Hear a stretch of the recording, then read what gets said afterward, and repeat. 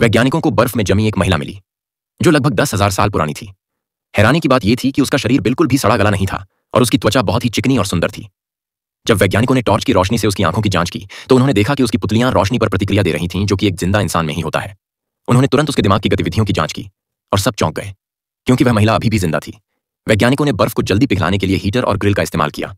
कुछ घंटों बाद महिला पूरी तरह से बर्फ से बाहर आ गई। उन्होंने उसे ऑपरेशन टेबल पर रखा और जांच शुरू की।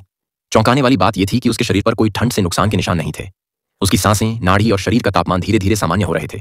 अचानक उसने अपनी आंखें झपकाईं और होश में आ गईं, लेकिन फिर वह अचानक कांपने और तड़पने लगी। डॉक्टरों ने उसे शांत करने के लिए एक दवा दी।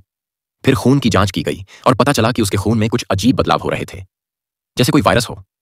डॉक्टरों ने अंदाजा लगाया कि यह महिला 4 करोड़ साल पुरानी हो सकती है और शायद वह किसी दूसरे ग्रह की इंसान हो।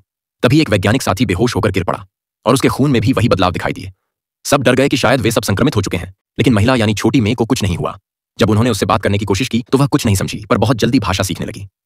एक दिन जब डॉक्टर ने उसकी बांह की आस्तीन उठाई तो देखा कि उसका जख्म कुछ ही घंटों में पूरी तरह ठीक हो गया था। फिर बाहर अचानक एक भयानक बर्फीला तूफान आया और एक साथी जिसने बाहर से लौट कर आया था जमीन पर गिर पड़ा। ऐसा लग रहा था कि उसने कुछ डरावनी चीज देखी है। तभी छोटी में उसके पास गई और बस हाथ रखकर उसकी सांसें वापस ले आई। उसके शरीर के जख्म भी ठीक हो गए। इसके बाद वह बाकी बीमार साथियों को भी ठीक करने लगी, लेकिन हर बार वह अपनी ऊर्जा खोती गई। आखिर में जब उसने एक और साथी को बचाया तो वह खुद बेहोश होकर गिर पड़ी।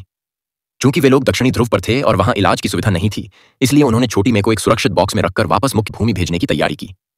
कुछ दिनों तक जिंदा रहने के बाद वह फिर से गहरी नींद में चली गई, और इस बार हमेशा के लिए। सरल शब्दों में कहें तो ये कहानी एक प्राचीन और रहस्यमयी महिला की है जो बर्फ में हजारों साल से जमी हुई थी, लेकिन फिर भी जिंदा थी। उसके पास चमत्कारी शक्तियां थीं जिससे वह लोगों को ठीक कर सकती थी, लेकिन खुद की जान बचा न सकी।